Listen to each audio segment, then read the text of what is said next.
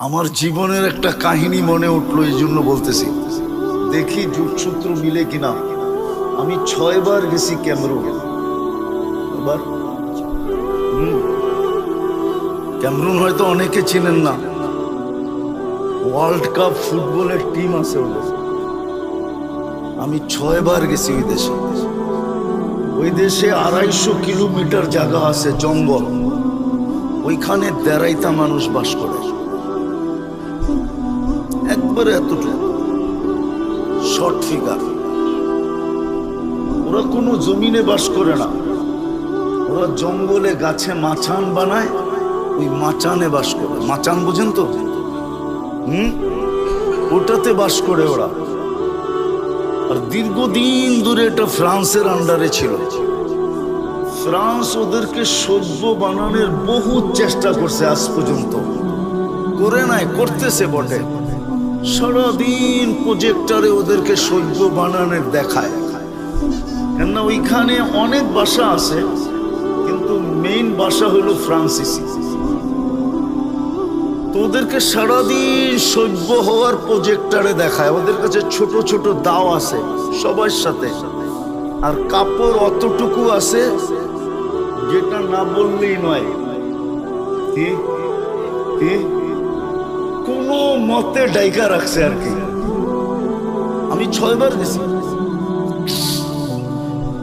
তো সভ্য আজ পর্যন্ত একটাও বানাইতে পারে না। ওরা সারাদিন প্রজেক্টরে দেখে, বিকালবেলা আসলে দাও দিয়া সব কাইটা ফাইটা ছিঁড়া মিরা আবার ওই মাচানে যায় ওঠে। তো শেষবার যখন আমি গেছি ওইখানে ইস্তেমায়, তা আমাদের ইস্তেমায় 1-150 আসছে। বুঝেন না, দেড়াইতা। এটা আবার পড়ছে পাগড়ি, রাখছে বড় বড় দাড়ি, গায়ে দিছে জুব্বা, আবার মেসওয়াকও আছে যাবে ওর চেয়ে বড়। মেসওয়াক তো 1 বিঘা হইতে হয় না। আমাকে ফ্রান্সিসি সাংবাদিক জিজ্ঞাসা করতেছে যে আচ্ছা, আমরা তো এতদিন চেষ্টা করলাম, একটাকে তো সভ্য বানাইতে পারলাম না, তোমরা এগুলোকে সভ্য বানাইলে কি কইরা? পাগড়ি, জুব্বা, দাড়ি, মেসওয়াক, ঠিক না? সবদি হাঁটে একসাথে, 1-150 লাইনে হাঁটতেছে। তো ওই ইস্তেমার সবচেয়ে মজা ছিল ওদের দৃশ্যটা। আমার কাছে একজনে নিয়ে আসছে, ফ্রান্সিসি সাংবাদিক, এটিরে সভ্য বানাইলা কেমনে? আমি ওরে বলতেছিলাম, দেখ আমাদের কাছে একটা পরশ পাথর আছে। ও বলে পরশ পাথর আবার কি? আমি ওকে বুঝাইলাম যে আমাদের দেশের প্রবাদ বাক্য আছে, এরকম একটা পাথর নাকি দুনিয়াতে আছে যেটা লোহায় লাগাইলে সোনা হয়ে যায়। তো হাসি দিয়া বলতেছে, এমন কোনো পাথর তো দুনিয়াতে নাই। আমি কই, তুই 2 সেকেন্ডের জন্য মাইনা নে, 2 মিনিটের জন্য, যে এমন একটা পাথর আছে। আচ্ছা, মাইনা নিলাম। আমাদের কাছেও একটা পরশ পাথর আছে, যেটা ছোঁয়া লাগলে মানুষ মানুষ হয়ে যায়। সেটা হইল লা ইলাহা ইল্লাল্লাহ মুহাম্মাদুর রাসূলুল্লাহ সাল্লাল্লাহু আলাইহি ওয়াসাল্লাম। বিশ্বাস করেন, ওর চোখ দিয়া পানি চলে আসছে। আমরা এত টাকা খরচ করলাম, এত চেষ্টা করি, ওদেরকে সভ্য বানাইতে পারলাম না, আর তোরা সভ্য বানায় ফেললি। তো যেটা বুঝাইতেছিলাম, যদি আল্লাহর রহমতের ছোঁয়া আমাদের না লাগতো, কসম খোদার আমরা বেঁচে থাকতে পারতাম। আমি আপনাদেরকে প্রমাণ দিতেছি, প্রমাণ। বলেন রাগ হয়ে যাবে? সারাদিন আল্লাহর ভোগ করি কতটুকু? কোন জিনিসটা এরকম যেটা আল্লাহর ভোগ করেন না? সারাদিন আল্লাহর ভোগ করি কতটুকু? এই যে বসে আছেন, বলেন যদি এখানে 50টা পাংখাও লাগানো হতো, কিন্তু যেই বাতাসটা মাঝে মাঝে আপনাদের উপরে ছোঁয়া লাগায়, এরকম ঠান্ডা মনে হয় করতে পারতো? সত্য তো? সারাদিন কাঠটা ভোগ করি। আচ্ছা বলেন তো, কতবার ডেলি আল্লাহ বলি? কতবার আল্লাহ বলি? এই মজমায় কেউ বলুক যে আমি ডেলি 100 বার 1000 বার আল্লাহ বলি, 200-400 বার আল্লাহ বলি। কোন যুবক বলুক যে আমি ডেলি 10 বার আল্লাহ বলি। সারাদিন নাফরমানি করি, সারাদিন। কসম খোদার, রহমতের ছোঁয়া সংযোগ যদি আমাদের সাথে না থাকতো, তাইলে 1 সেকেন্ড 1 মিনিট বাঁচার ক্ষমতা ছিল। আপনি আপনাকে বিবেকটা দিয়ে একবার চিন্তা করেন যে আমি আল্লাহ ডেলি ভোগ করি কতটুকু। এই পানিটার দাম কতটুকু? কত দাম এটা? 1 লিটার 40 টাকা না 30 টাকা। যদি পানির দামে অক্সিজেন কিনতে হতো তাহলে ডেলি 16,500 টাকা অক্সিজেনের বিল দিতে হতো। শুধু যদি পার লিটার 30 টাকা কিনতে হতো, ডেলি আমরা 550 লিটার অক্সিজেন নেই। বিশ্বাস না হলে এখন নেটে সার্চ দেন আর WHO কে জিজ্ঞাসা করেন যে পার হেড আমরা ডেলি অক্সিজেন কতটুকু নেই 24 ঘন্টায়। WHO আমার কথাই বলবে 550 লিটার। 1 লিটার 30 টাকা, 550 কে 30 দিয়ে গুণ দেন, দেখেন 16,500 টাকা পার ডে বিল হবে। রহমতের ছোঁয়া না লাগলে আপনাকে বিনা পয়সায় দিতেছে তো দিতেছে কি করে? মাসে তো 4,95,000 টাকা বিল হতো পানির দামে কিনলে। পানির দামে 1 পয়সা যদি শ্বাসের বিল হইতো। অথচ আমি রূপগঞ্জে বসা বলতেছি, রূপগঞ্জে, থানা তো রূপগঞ্জ, ঠিক না? হ্যাঁ, বাংলাদেশের প্রথম সারির শিল্পপতি যমুনার মালিক আমাদেরকে শিখায়া গেছেন করুণা লগ্নে 2020-এ স্বাভাবিক শ্বাসের দাম কত। স্বাভাবিক শ্বাস নেওয়ার দাম কত শিখায়া গেছিলেন। উনি ডাক্তারের টিমকে বলছিল, চায়নার ডাক্তারের টিমকে, যখন ভেন্টিলেটর চলতেছিল, যে আমাকে স্বাভাবিক শ্বাস নিতে দাও, এন্টার কোম্পানি আমি তোমাদের নামে লেখা দিব। পেপারে আছে, পেপারে। ওনারা জানে পেপারে আসছে। পার শ্বাসে যদি 1 পয়সা বিল নিতেন তাহলে পার ডে 1600 টাকা বিল দিতে হতো। আমরা 1,60,000 বার শ্বাস নেই, ছাড়ি আর নেই 1,60,000 বার। 1 পয়সা 1,60,000 পয়সায় 1600 টাকা হয়। মাসে 48,000 টাকা বিল দিতে হতো। রহমতের ছোঁয়া যদি না লাগতো, রহমত যদি আমার সাথে সংযুক্ত আমাদের সাথে না হইতো, তাইলে কোনোদিন আল্লাহ আমাদেরকে শ্বাস নিতে দিতেন না। 24 ঘন্টা না ফরমানি, শ্বাস নিবে আল্লাহ, ওই আল্লাহ যিনি পাওয়ারফুল। আল্লাহ তো দৃষ্টি আকর্ষণ করছে, আমার পাওয়ার দেখবি। আল্লাহ পাওয়ার শুনাইছে, ওয়াদাতু আমরি আলাস সামাওয়াতি ফাস্তাকাল্লাত। আমি হুকুম অর্ডার রাখতে দেরি, আকাশ স্থির হইতে দেরি করে নাই। শুধু হুকুম দিয়ে দাঁড় করায় দিছে। 6টা 7টা সাবা সামাওয়াতিন তিবাকা, একের থেকে একটার পর একটা 7টা। আবার দূরত্ব কতটুকু? 500 বৎসরের রাস্তা। মোটা কতটুকু? 500 বৎসরের রাস্তা। একটা আরেকটার সামনে বড় কত? প্রথমটা দ্বিতীয়টার সামনে দুনিয়ার বাংলাদেশের কোনো বিশ্বকাপ খেলার কোনো ফুটবল মাঠ নাই, নাই, নাই। বলুক, জিজ্ঞাসা করেন তো আছে কিনা? আছে? কি কয় নাই? বিশ্বকাপ খেলার কোনো ফুটবল মাঠ বাংলাদেশে নাই। কেননা বিশ্বকাপ যেখানে হবে ওটার জন্য 2 থেকে 2.5 লক্ষ কমসে কম ধারণ ক্ষমতা হইতে হবে, দর্শনার্থীর ধারণ ক্ষমতা হইতে হবে। নাই,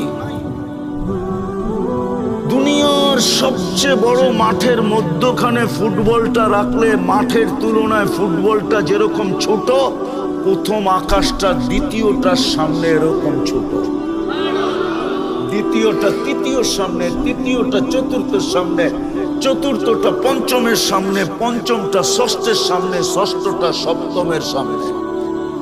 চলেন আপনাদের একটু সাত আকাশের উপরে ঘুরায় নিয়ে আসি। ফাওকা সাবঈ সামাওয়াতিল বাহর, 7 আকাশের উপরে সমুদ্র প্রবাহমান। উমুকুহু কামা বাইনা সামাই ওয়াল আরদ, আকাশ জমিনের দূরত্ব যতটুকু এতটুকু হলো সমুদ্রের গভীরতা। ফিহি সামানিয়াতু আওয়াল, এর ভিতরে 8 ফেরেশতা দাঁড়ানো। মা ওয়াসালা মাউল বাহরি ইলা রুকবাতিহিন্না, হাঁটু পর্যন্ত সমুদ্রের পানি আসে নাই। দুইজনের দূরত্ব হলো 50 আলফা সানা, 50,000 বৎসরের রাস্তা। এক এক কান্দা হইল মিন শাহমাতি উদুনিহি ইলা আতিকিহি সাবু মিয়াতি আম, এক এক কান্দা হইল 700 বৎসরের রাস্তা। আলা আনাকিহিম আরশুর রহমান, এদের কাঁধে আল্লাহর আরশ। আর কুরআন বলে ওয়াকানা আরশুহু আলাল মা, আল্লাহর আরশ পানির উপরে। শুধু হুকুম দিয়ে দাঁড় করায় দিছে, নিলেন আল্লাহ, শুধু আকাশ না। বাকি হাদিস লম্বা, ওয়াদাতু আলাল আরদি ফাস্তাকাররাত, আল্লাহ বলে জমিনের উপরে হুকুম রাখতে দেরি, পানির উপরে ভাসমান হইতে দেরি হয় নাই। আমাদের নিচে পানি আর পানি, পাইপ গাললে পানি উঠে করতে গা, পানি না হলে পানির উপরে বিছায়া রাখছেন। এটা উপরের লেয়ারটা পানির উপরে বিছানো, যেটার উপরে আমাদের বসবাস, হুকুম দিয়ে বসায় রাখছেন পানির উপরে। এরকম লম্বা হাদিস যার এতটুকু পাওয়ার, আপনি সারাদিন নাফরমানি করবেন আর সারাদিন শ্বাস নিবেন, এটা পসিবল হয়তো হয় কি করে? শুধু রহমতের ছোঁয়ার কারণে। কি রহমতের? ওলামা আমার সাথে একমত হবে, রহমান আর দুনিয়া, আল্লাহ দুনিয়ায় সবার জন্য দয়ালু, রহমতের ছোঁয়া লাগায় রাখছেন। এই জন্য 24 ঘন্টা অক্সিজেন ব্যবহার করি, 1 পয়সা বিল নেন না। 24 ঘন্টা শ্বাস নেই, 1 পয়সা বিল নেন না। 24 ঘন্টা সেবা দিতেছেন, 1 পয়সা বিল নেন না। আমি শরীরটাকে খুলতে পারি আর মিলায়া দিতে পারি বর্তমান প্রযুক্তির সাথে। যে বিল দিয়ে এটা চালাইতে হইলে, প্রযুক্তি দিয়ে চালাইতে হইলে আমি মিলাইতে পারবো। ডেলি 1 কোটি টাকা আপনাকে ব্যয় করতে হতো, যদিও সবচেয়ে কম দাম ধরি, কসম খোদা মিলাইয়া দেওয়া যাবে। শিক্ষিত মানুষ ওনারা, আমি বুঝাইতেছি আপনাদেরকে, ডেলি 80,000 বার আপনার আমার ভিতর থেকে কার্বন ডাই অক্সাইড বের করে। কতবার? 80,000 বার আপনি শ্বাস নেন, অক্সিজেন যায়। 80,000 বার শ্বাস ছাড়েন, কার্বন ডাই অক্সাইড বের। দুনিয়াতে কোনো মেশিন বাহির হয় না এখনো, বিজ্ঞানের হাত ওই পর্যন্ত লম্বা হয় নাই যে কোনো মেশিন আবিষ্কার করছে কারো ভিতরে যদি কার্বন ডাই অক্সাইড জমা হয়ে যায়, মেশিন দিয়ে এটাকে কিউর করবে। রব্বে কাবার কসম, এখন পর্যন্ত কোনো মেশিন আসে না।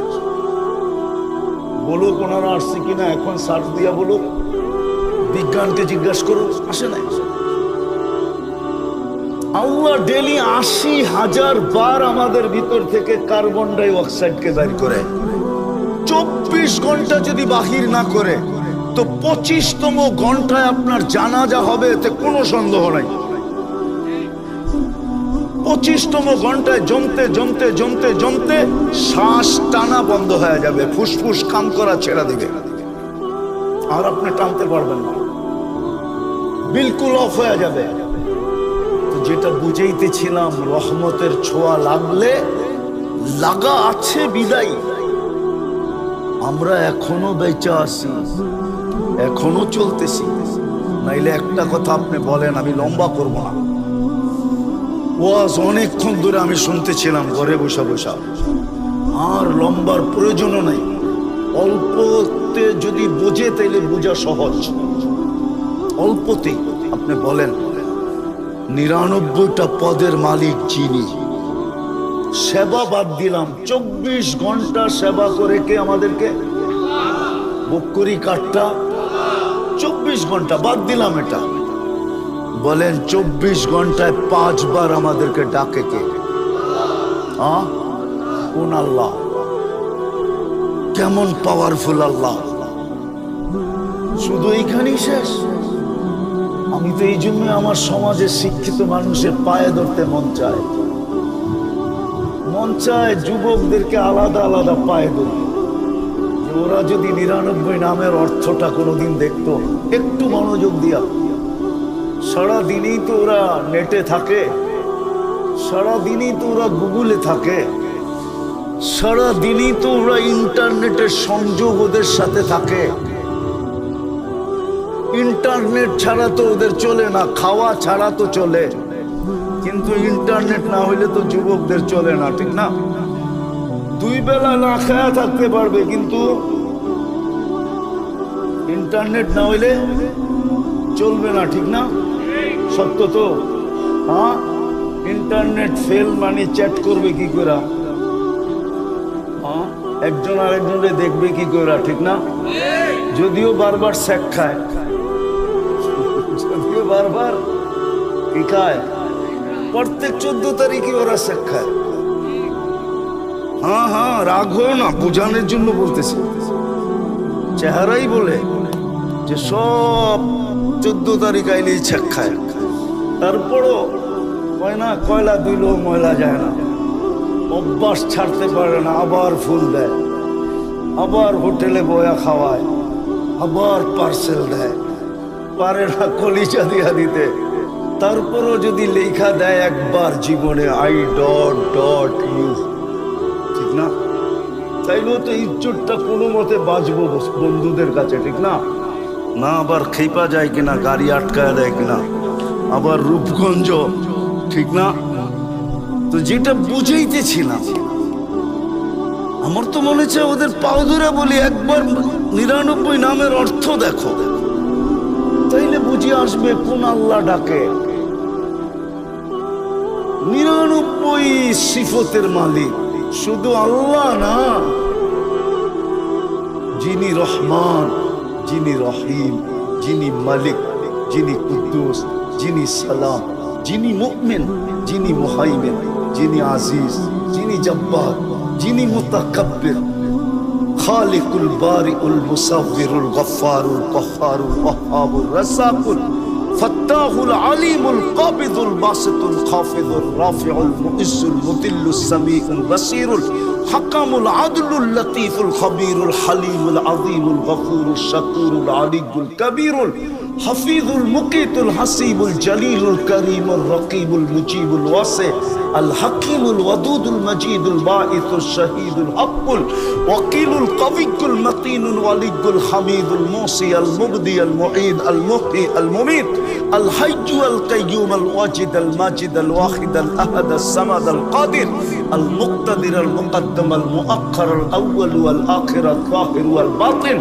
الوالي المتوالي البر التواب المنتقم العفو الرؤوف مالك الملك ذا الجلال والإكرام المقسط والجامع والغني والمغني المانع الضار النافع النور الهادي البديع والباقي الوارث الرشيد الصبور جل جلاله যিনি 99টা পদের মালিক, উনি ডাকে, উনি ডাকে না, সে তো না আসে কি কইরা? অথচ 24 ঘন্টা বুক করে উনারটা সার্ভিস দিতেছেন, 24 ঘন্টা ফ্রি। উনি রহমতের ছোঁয়া লাগছে দেখেই তো এই অবস্থা। রহমতের ছোঁয়া না লাগলে একদিনও পারতেন না। হ্যাঁ, এই জন্যই তো ওলামা লিখতে বাধ্য হয়েছে রহমান আর দুনিয়া। হায়, দুনিয়ায় সবাইকে রহমতের ছোঁয়া দিয়া দিছে, কিচ্ছু বলেন না, শুধু এতটুকু বলে না বেরুন কাইফা তা'মালুন। আল্লাহ বলে আমি তাকায় তাকায় দেখি তুই করিস কি করিস, শুধু আমি দেখতে থাকি আর চিৎকার দিতে থাকি, মান গাররাকা বিরাব্বিকাল কারীম। আমার মতো দয়ালু রব থেকে তোকে দূরে সরাইলো তো সরাইলো কে? আবার এটাও বলেন কুতিলাল ইনসানু মা আকফারা, ও মানুষ, সৃষ্টির ভিতরে তোরে শ্রেষ্ঠত্ব দিলাম, তুই অকৃতজ্ঞ হস কি কইরা? সব অকৃতজ্ঞ হয়ে গেলে মনকে বুঝানো যেত, যুক্তি ছিল যে আল্লাহ কোন সৃষ্টির কোনো বিনিময় নাই, কোনো প্রতিদান নাই, কোনো জান্নাত নাই, কোনো জাহান্নাম নাই। আমাদের প্রতিদান আছে, প্রতিদান। আমাদেরকে কিনবেন তো জান্নাত দিয়া কিনবেন। আল্লাহ ঘোষণা দিছে আমি জান্নাত দিয়ে কিনবো, কাগজ দিয়া না। তোমাকে আমি জান্নাত দিয়া কিনতে প্রস্তুত। ইন্নাল্লাহ হাশতারা, কোরআন বলে আমি তোমাকে জান্নাত দিয়া কিনবো। তোমার প্রতিদান আছে, তুমি সুবহানাল্লাহ বলতে দেরি, সৌরজগৎ অর্ধেক নেকি দিয়া ভরতে দেরি হয় না। অথচ সমগ্র সৃষ্টি জন্ম লগ্ন থেকে নিয়ে কিয়ামতের সকাল পর্যন্ত আল্লাহর গুণগান গাবে, গাইতেছে, গাইতেছিল, গাইতে থাকবে। এক সেকেন্ডের জন্য বিমুখ হওয়া এদের জন্য সুযোগ নাই। লা ইয়াগফাল ওয়ালা ইয়ালতাফিত, এদিক ওদিক তাকানোর সুযোগ নাই, বিমুখ হওয়ারও সুযোগ নাই। তারফাতা আইন, চোখের পলক জপতে যতটুকু সময় লাগে এতটুকু সময়ের জন্য আল্লাহ বলে সবগুলা যদি জমা করি তোর এক সুবহানাল্লাহর সামনে বিন্দুও হবে না, বিন্দু। এত বড় বিনিময় দিতেছেন আল্লাহ বলে তুই অকৃতজ্ঞ হলি কি করে? ওই আল্লাহর রহমতের ছোঁয়া আছে দেখা, নাইলে 5 বার ডাকে কে? কে ডাকে? নিজের জন্য ডাকে? আমার জন্যই তো ডাকে। আমাকে মূল্যায়িত করার জন্য, মূল্যবান বানানোর জন্যই তো ডাকে। আমাকে মূল্যায়িত করার জন্যই তো ডাকে। আমাকে দামি বানানোর জন্যই তো ডাকে। আমাকে সৃষ্টির সেলুট পাওয়ার জন্য ডাকে।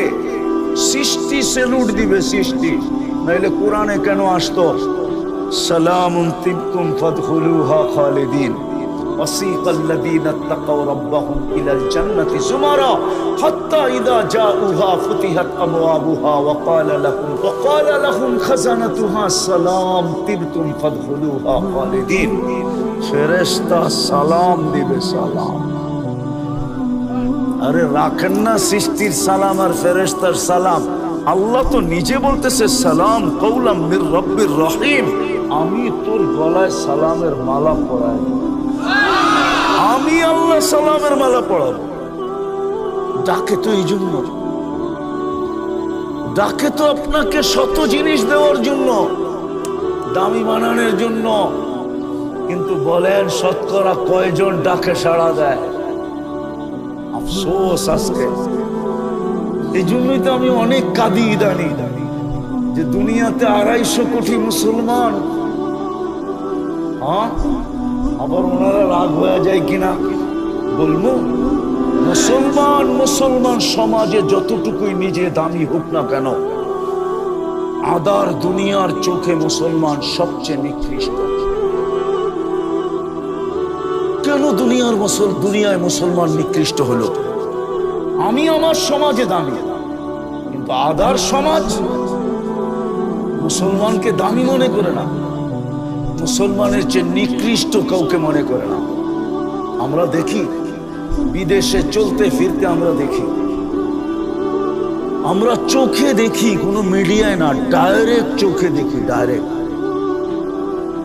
আপনাদেরকে ওই চিত্রগুলো আমি আয়না দেখাইতে পারবো না, আর পেন ড্রাইভের মতো এইখান থেকে বাহির করা প্রজেক্টরে শো করতে পারবো না।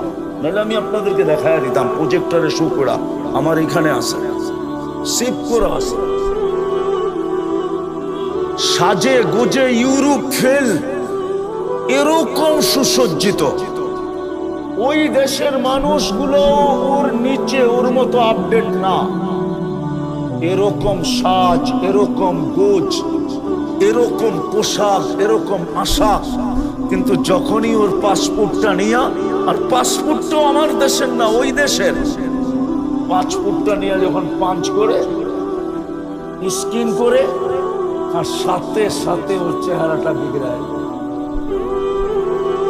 ইমিগ্রেশনের অফিসারের চেহারাটা বিগড়ায় যায়, কেননা 5 পাসপোর্টের কোনায় উদিত হয়েছে, ওর স্কিনে উদিত হয়েছে যেটা মুসলমান। সাথে সাথে চোখগুলো বড় হয়ে যায়, চেহারাটা বিগড়ায় যায়। 10-15 মিনিট পর্যন্ত ওকে দেখতে থাকে। তারপরে মনে লাগলে পাসপোর্ট দিয়া বলে ওকে যাও তুমি, আর নাইলে বলে আরো দাঁড়াও। আমি চিনি বাংলাদেশের মহারথীদেরকে, শুধু বাংলাদেশের না, যারা ওই দেশের ন্যাশনালিটি আমরা আমি অনেককে চিনি। প্রত্যেকবারই তো ফ্লাইটে কাউকে না কাউকে দেখি। আপনাদেরকে আমি বুঝানোর জন্য বলতেছি, আজকে আমাদের এই দুরবস্থা কেন? 250 কোটি মুসলমান। বিবেকের পর্দা খোলেন, কাজে দিবে। যুবক তোমরাও খোলো, কাজে দিবে। কসম খোদার, আমার কথা বিশ্বাস করো।